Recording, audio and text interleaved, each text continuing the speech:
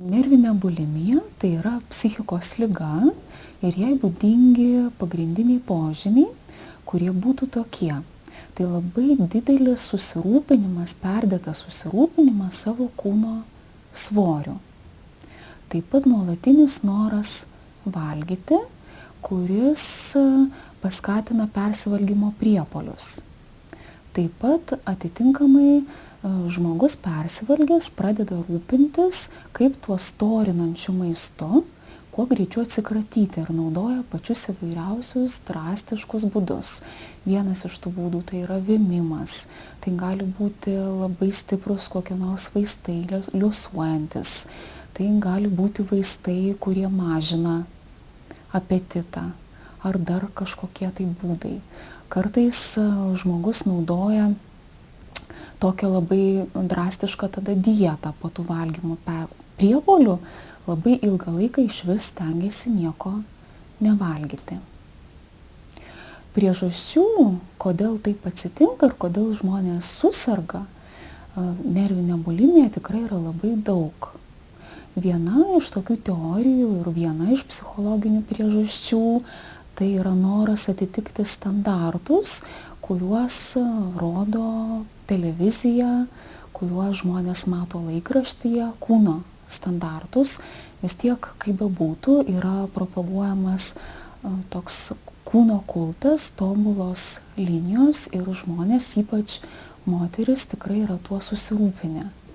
Ir jeigu žmogus patiria kokį nors stresą, traumą, tai tas rūpestis savo svoriu, liguistas rūpestis savo svoriu gali labai padidėti ir peraugti jau į psichikos sutrikimą kaip nervinę bulimiją. Aišku, yra ir tam tikros priežastis, kurios susiformavę vaikystės patyrimu, nes ne visiems žmonėms patyrus stresą ar tą spaudimą kyla noras taip perdėtai kontroliuoti, reguliuoti savo svorį. Daug pacientų, kurie kenčia nuo nervinės bulimijos, yra būtent paaugliško amžiaus. Ir kaip yra sakoma, šitas amžius yra toks ypatingai, šiuo metu padidėjo rizika susirgti įvairiom psichikos ligom ir nervinė bulimija ir kitais valgymo sutrikimais taip pat. Yra manoma, kad galbūt taip vaikai siekia tam tikro dėmesio. Tai gali būti sutrikimai, jeigu serga paauglys nervinė bulimija, tai jau rodo apie sutrikimus šeimoj, galbūt mokykloj. Ir kaip rodo mano patirtis, kad tėvai, net paauglių mergaičių, dažnai net nieko nepastebi ir taip pat neigia problemas savo vaikų valgymo srityje, santykių srityje. Ir kaip bebūtų keista, dauguma mergaičių, kurios kreipiasi į mūsų centrą dėl nervinės bulimijos ar dėl nervinės anoreksijos, tai pirmieji žmonės, kurie paskatino jos gydytis, tai tikrai ne tėvai, o vėlgi tam ar mokytojai, ar švietimo darbuotojai, ar mokyklų socialiniai pedagogai. Kaip ir viena iš sąlygų, kada gali atsirasti nervinė bulimija, yra stresai. Ir yra taip, kad valgydamas žmogus, jisai nusiramina. Tai yra faktas.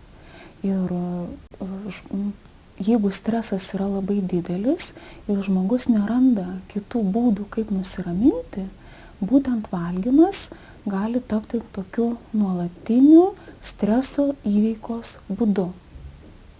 Ir žinoma, žmogus jisai pradeda pastebėti, kad jisai valgo labai daug, pradeda jausti nerimą ir dėl to, kad keičiasi jo kūno svoris ir žmogui, žinoma, ir pačiam jau pradeda atrodyti, kad jisai tie persivalgymo priepuoliai yra nebenormalūs ir jis tada pradeda pats gydytis atitinkamai mažindamas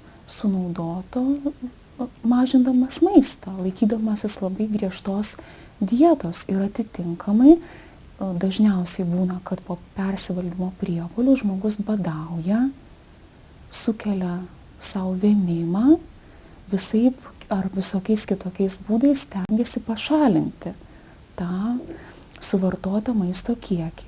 Ir žinoma, jisai jaučiasi alkanas ir tada tai skatina jį vėl persivalgyti ir tai pradeda suktis toks uždaras ratas, vėmimo didėja, persivalgymo priepuolių taip pat didėja, žmogus po truputėlį pradeda izoliuotis nuo savo artimųjų, nuo savo draugų, nes nori paslėpti savo problemas, žmogų vis labiau kankina įkyrios mintis apie tai, kaip jam valgyti, kada valgyti, paskui kokiu būdu tą maistą pašalinti ir tom savo įkyriom mintim, arba jisai jas nuolatos perduoda ir kalba apie tai su savo aplinkiniais, kartais draugai ar pažįstami, jiems nusibosta, jie ir patys nusigręžia nuo tokio žmogaus, nuo liguisto žmogaus, arba ir pats žmogus, jeigu jis nori, kad kiti nepastebėtų,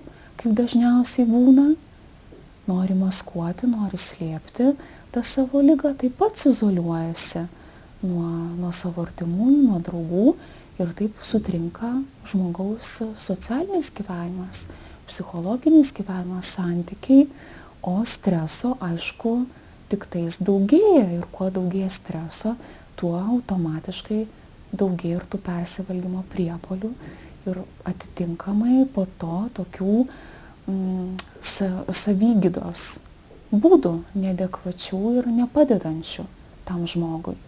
Ir aišku, ta liga turi tuos savo etapus ir sukelia tokio labai didelio dar papildomo psichologinio diskomforto, gali sutrinka žmogaus socialinis gyvenimas, bet šalia to dar gali kilti ir kitokių psichikos sutrikimų, tame tarpe ir depresija, ir padidėti labai stipriai nerimas, ir panikos atakos atsirasti, ir net gali peraugti į tam tikrus ir asmenybės sutrikimus.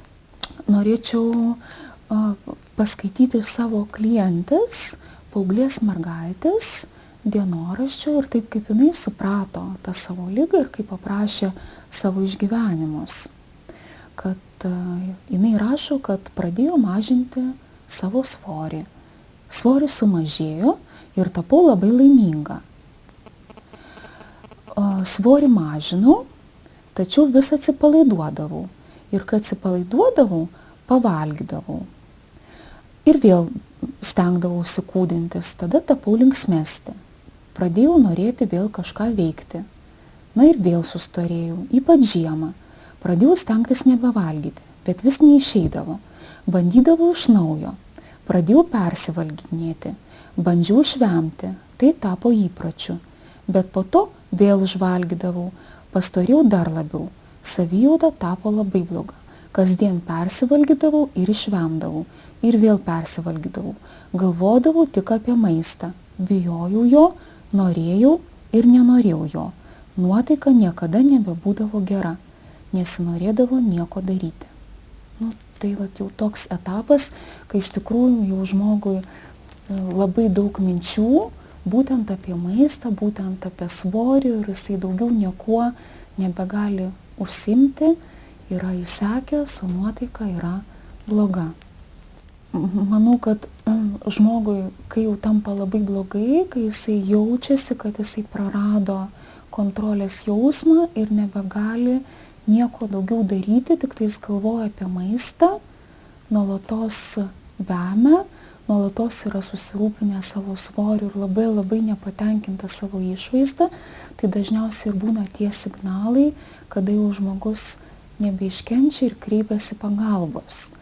Ir pagalbos kreiptis patartina būtent į specialius centrus, į gydytojus, psichiatrus, į psichologus, nes kaip pasirodo iš patyrimo, kad tėvai ar artimieji, jie ne visą laiką gali padėti, dėl to, kad jeigu jie nuo jų ta bėda buvo slepiama, tai jiem yra sunku pačioj pradžioj patikėti tuo, kas vyksta. Dažnai pacientai sako, kad kai pradedu kalbėti artimiesiems, tai jie tikrai nieko nesupranta rimta ir ramina, viskas bus gerai, gal praeis savaime, todėl patarčiau iš karto kreiptis į specialistus ir pradėti gydymą, nes artimieji dažnai tiesiog tikrai nori ir patys kartais neigti problemą arba taip tiesiog paguosti ir tas dar tik tais prailgina patį procesą. Ir dažniausiai būna taip, kad patys pacientai, kurie kreipiasi, jie jau supranta, kad kažkas yra ne taip, jie jau planuoja gydytis, tačiau vis tiek galvoti, kad reikia kažką daryti ir ryžtis imti tam tikrų veiksmų savo gyvenimo pokyčių yra tikrai labai sunku. Pacientus, kurie serga nervinę bulimiją, jie vis tiek labai bijo, kad jie gali sustorėti ir gydytojais, ir psichologais jiem reikia laiko, kad patikėti, kad tikrai su jų kūnu nieko blogo neatsitiks. Gydymas yra kompleksinis, pirmiausiai reikalinga gydytojo, reikalinga psichologo, psichoterapeuto pagalba, dažnai pacientam, kurių jau liga yra įsisenėjusi, reikia ir gydytojo psichiatro pagalbos, dažnai ir medikamentinių vaistų, labai padeda savipagalbos grupės, savianalizė, dienoraščių rašymas, savo ligos etapo analizė su psichologo pagalba.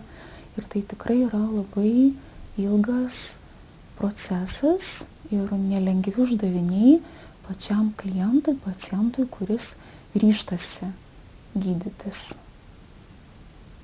Dažnai būna taip, kad gydymą pacientas ir nutraukia ir vėl pradeda pats save gydyti ir tik tais, kaip praktika rodo, kad 3., 4. kartą po tokių atkryčių jau pacientas tikrai nusprendžia ir patiki, kad vienas jisai nesusitvarkys ir reikia pasitikėti ir gydytojų, psichologų, psichoterapeutų ir pasiryžtis tokiam ilgam gydymui. Mūsų centre yra teikiamos kompleksinės paslaugos žmonėms turintiems psichologinių sunkumų ar sergantiems jau psichikos liga, tai yra ir gydytojo psichiatro konsultacija, ir psichologų, psichoterapeutų konsultacijos ir didžiausias dėmesys yra teikiamas psichoterapijai.